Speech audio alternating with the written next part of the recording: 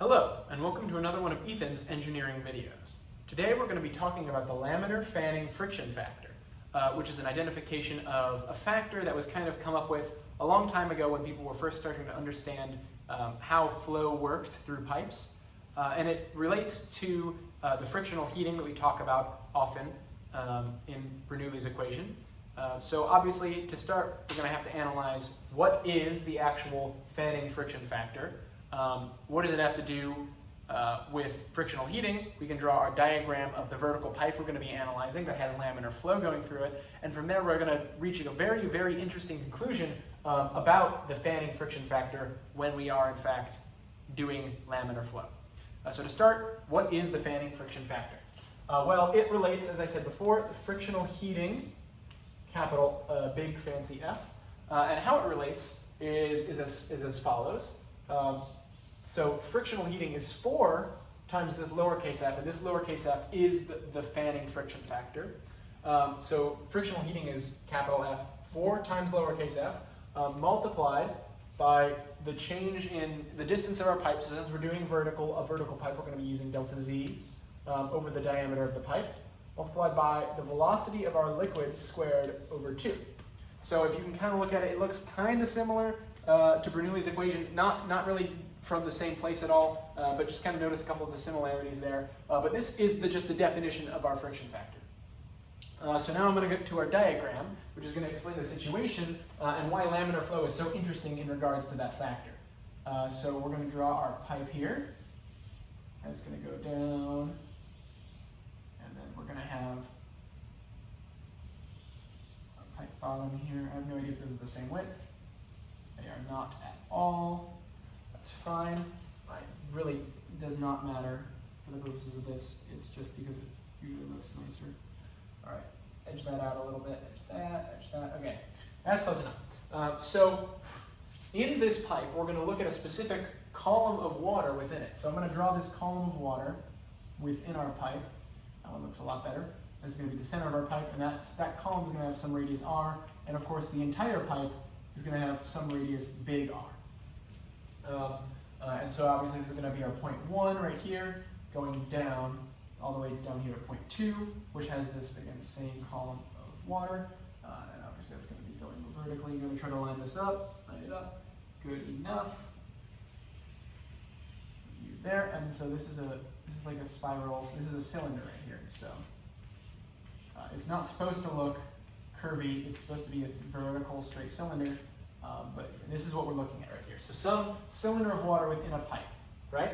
And it's going from 1 to 2, and the distance of pipe we're looking at right here is we're just going to call it delta. That's a horrible triangle. We're going to call it delta z. So this is really all we need for our situation. It's pretty bare bones, but it's totally fine. Everything else will just work itself out with the math. So yeah, to get started, how can we, what can we say about this situation? To get to our fanning friction factor. Well, we're going to start by saying that there is no net force on this. It is flowing, but it's not accelerating. It's at a constant flow rate, and there's no pressure drop across it because it's gravity fed, but it's moving at a constant velocity. And so because of that, there must be no net force. So we're going to start there with a force balance. That's not a good summation sign. That's the tolerable sum of our forces must be equal to 0. So what are our forces acting on this column of water? Well, the first one's fairly easy. It's the force of weight, the weight of our fluid in here. And then the other one is actually going to be I'm trying to make sure I word this correctly. Shear. It's the torsion force, the shear torque. Of the water flowing in our column compared to the water that's kind of out here. So I'm just going to call that force of tau. I'm going to make sure my tau looks kind of nice. And that must all be equal to 0, because again, the sum of these two forces must be the same. So we can break down these two forces. Well, the force of weight is just going to be the mass times gravity, and the force of our I'm forgetting the word again. It's not shear rate. It's shear, whatchamacallit? Shear acceleration, shear Oh, I'm slipping. But it's represented by tau. That's pretty easy. It's just tau over the area it's torque, isn't it? It's torque. I don't know why I was slipping on torque, but it's torque, obviously. Force of torque, and it's torque over the area we're applying. And of course, the torque we're talking about is going to be the force of the outer water pushing and pulling on our column of water normally to the surface of that water. So now we're just going to break this down into the terms of the column we've defined here. Pretty simple. The mass of our water, we're going to do the same thing we did in homework 2, where we defined mass as density times the volume. So that's just going to be the density of our fluid, rho, multiplied by the volume. So the volume is going to be this cylinder of water, which is going to have an area times a height. So the area is going to be pi r squared. So pi r squared, and then times the height, which is delta z, and multiplied by g. Now we have to add in this.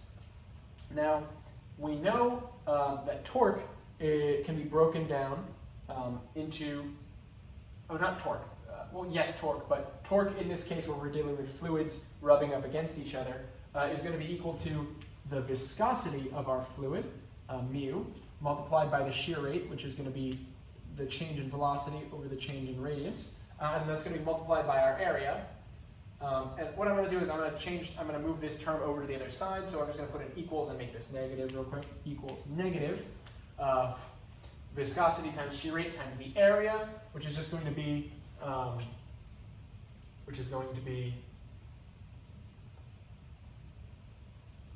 what's the word I'm looking for? So we're going to take this area as an integral.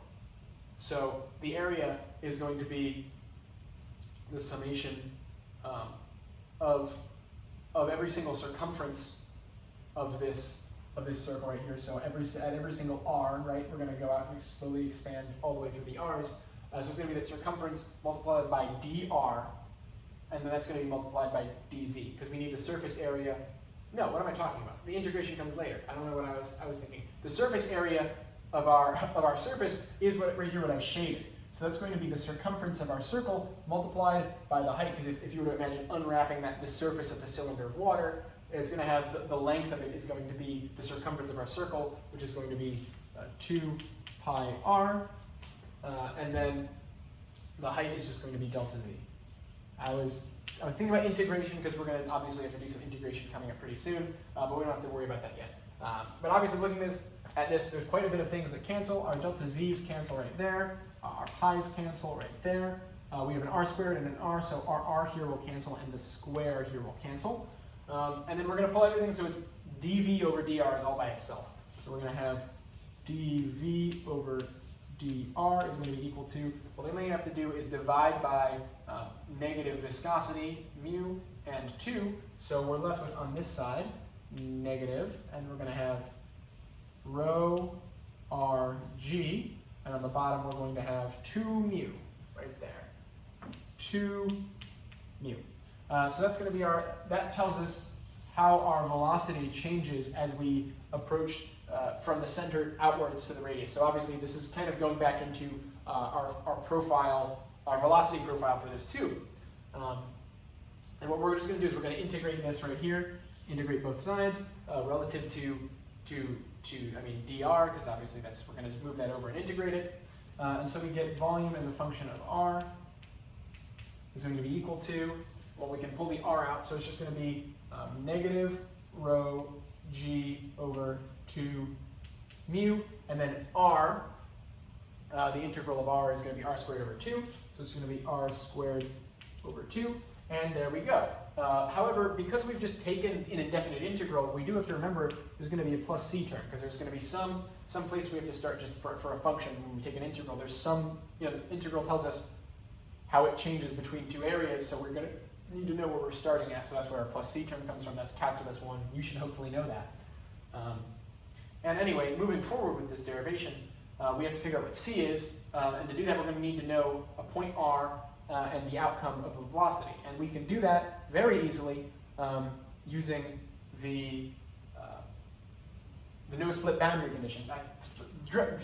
It dropped from my mind for a second what it was called, but essentially we know that we're moving fastest in the center of our thing, and as we move outwards we're getting slower. Somehow it could be linear, it could be exponential, we don't know how, but the point is at the end we're not moving at all. The velocity is 0 at the surface. So if we use capital R, which is the edge of our cylinder, we know that we're moving not at all there. So 0 must be equal to negative rho g over 2 mu times capital R squared over 2 plus c.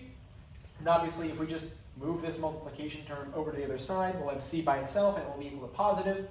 So c is going to be equal to, I'm gonna leave that 2 there for now, but we're gonna deal with it in a second. I also want to make sure you guys can see. C to C is going to be equal to rho g over 2 mu times r squared over 2. So fairly simple.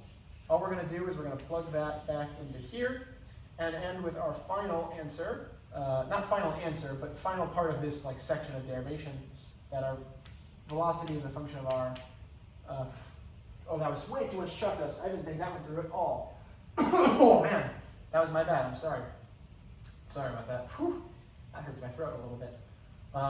We're going to have, so this term and this term match except for the minus, but if I associate the minus with that r squared and kind of segregate the two r's from everything else, we can just pull out rho g over, and then we have halves on the bottom, so I'll pull that out as well. So we'll make this 4 mu multiplied by capital R squared minus lowercase r squared.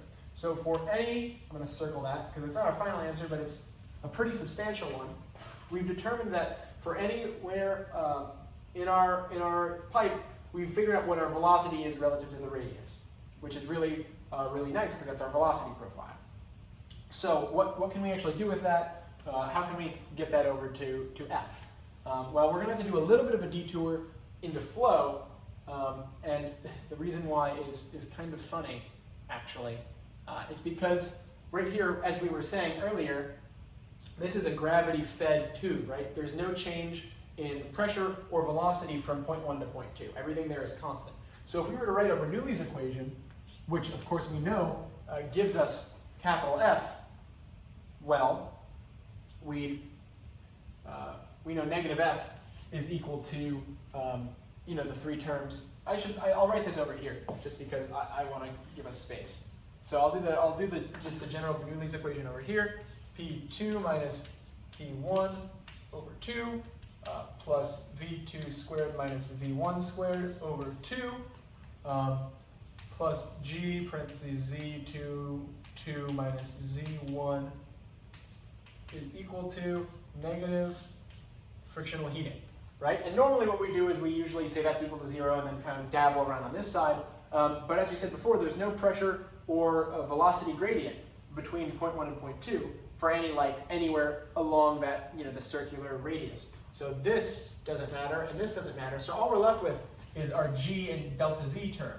But obviously delta Z is only positive if we're going from 1 to 2. So when we flip from 2 to 1 to 1 to 2, Z1 minus Z2, that'll pull a negative out. That'll, make this positive if we flip this around. So this is equal to positive frictional heating, because again, you pull a negative out to flip it. But we know that from Z1 to Z2 is delta Z. So G delta Z is equal to our frictional heating. And why is that important? Well, because over here, you'll notice that our V of R has a G in it, and this has a G in it. And those are the two terms that we have in common here.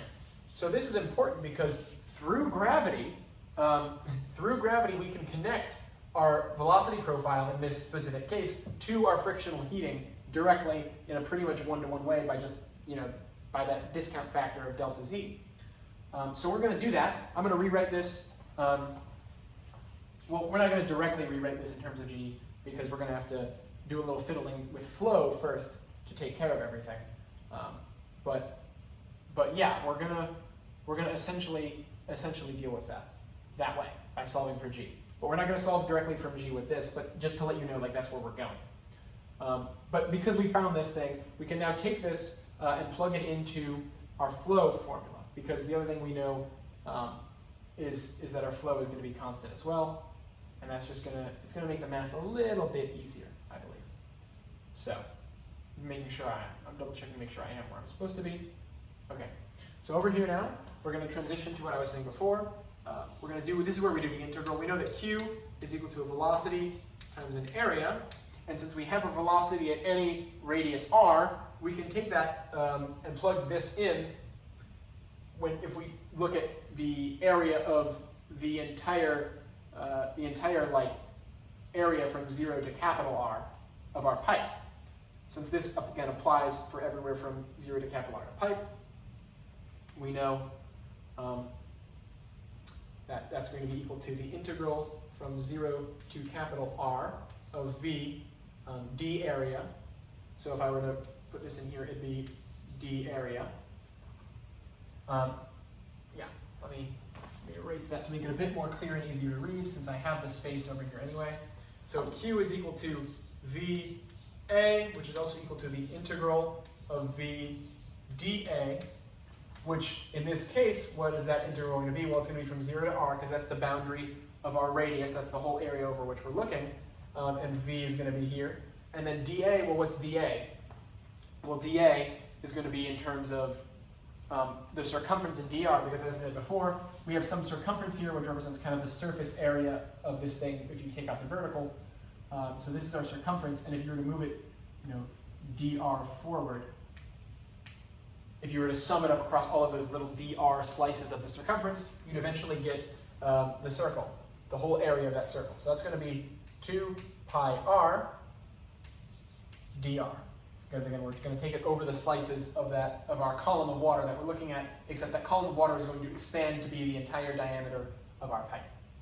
So now we're just going to kind of plug this in and integrate it, and then from there we're going to be able to relate it to F, and from there we're going to find a really interesting result after we solve this for F in terms of, we solve this in terms of G, plug it into that. You'll see where we're going with this. Don't you worry your little head. We'll get there. So we're gonna do this. We're going to plug that in and pull everything out when we can. So rho g over 4 mu gets pulled out pretty quickly. So rho g over 4 mu gets pulled out. But we're going to pull this 2 out, so that's going to go back down to a 2. So I'm going to get rid of that. We're going to pull our pi out as well, so pi is going to go up top.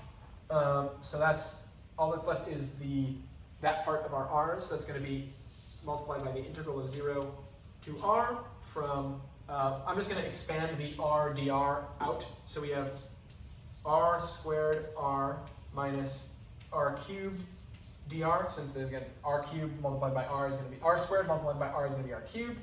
Capital R, which is a constant, multiplied by r is just going to be capital R squared multiplied by r. Take the integral of that, that's going to be r squared, lowercase r squared over 2 minus r to the 4th over 4, evaluated from 0 to r, all that in parentheses right here, multiplied by rho g pi over 2 mu. That's still equal to q here. Just reminding you, if we evaluate this 0, or when we plug in 0 for both r's, it's just going to be worth 0. If we plug r in, we have r to the 4 over 2 minus r to the 4 over 4. So that's essentially, if you were to pull r4 out, you'd have 1/2 minus 1/4, which is going to give you a 4th. So we're left with q is going to be equal to rho g pi over 2 mu radius to the 4th over 4. So if I were to rewrite that right here, that would be just kind of smushing everything together. Rho g pi r to the 4 over 8 mu. So this is pretty significant, right? We've related our flow in terms of our density, gravity, pi, the radius of our tube, our whole pipe, and 8, and the viscosity of our fluid. So this is pretty close. We're almost there to actualizing connecting it to frictional flow and solving for lowercase f in laminar flow. But there's one more thing we have to do, because right up here, you see we're using d. And because we're using d, we have to convert from r to d. And that's pretty easy, because the radius is equal to half of the diameter. That's just the definition of the diameter and the radius, like their relationship to each other. So if we plug that in, we're going to finally get what we're solving for Q, more or less, and get Q is equal to, so we're going to have to put the D, I'm going to make sure my head's not in the way, D halves to the fourth, well, it's going to be D to the fourth, 2 to the 4, which is 2 times 4, 8, 16, and then it's going to be 16 times 8, which is going to be, 16 times 8 is going to be 128. So we're going to have rho G pi D to the fourth over 128 mu. And so there we go, we have our flow in terms of D and all of the other constants over there, or measurable values for our fluid. So that's good. So now what we're going to do is we're going to rearrange this for Q. For Q and G, we're going to solve for G instead of for Q, plug it into here, and then set it equal to that side of the equation. So what does this become when written in forms of G? Well, all we have to do is just move these things over and then multiply by these and divide by this. So it's going to be 128 Q mu over 128 Q mu over rho pi D to the fourth is equal to G. So this is kind of our ticket out of here. So we've expressed the gravitational constant G in terms of flow, viscosity, density, and the diameter of our pipe. And because of that, we can plug that into here, multiplied by delta Z, of course, into the frictional flow. So we're going to do that. We're going to scoot on over here. We're going to say G times Z, delta Z. So we're just going to take that and multiply by delta Z and set it equal over here. So we have 128 Q mu, and then I said delta Z as well, over pi, rho pi D to the fourth is equal to 4F delta Z over D V squared over 2. So the first thing we can see right here is that our delta Z's cancel. One of our D's cancel. This becomes a 3. This cancels right there. We see that our 4 and our 128 are going to cancel, but this is also divided by 2. So it's really 4 divided by 2, which is 2. So I'll cancel out both of these, and this will just become divided by 2, which is 64. And I think that's all the simple stuff to cancel right away. We're going to have to redefine Q to take care of this V really quick, but I'm going to rewrite it first. So we have now 64 Q mu over rho pi D cubed is equal to F V squared. Right, so we're almost there. All we have to do is redefine Q in terms of velocity. And how do we do that? Well, just like we did before, we know that Q is equal to V times A, and we know what our area is of our whole cylinder, because we're no longer talking about an integral. We don't need to do an integral anymore. We've already kind of taken care of that portion. Now we just need to know what the actual area of our entire pipe is. So once again, Q is equal to V times A, which is going to be equal to V, and then what's our area of our whole entire cylinder?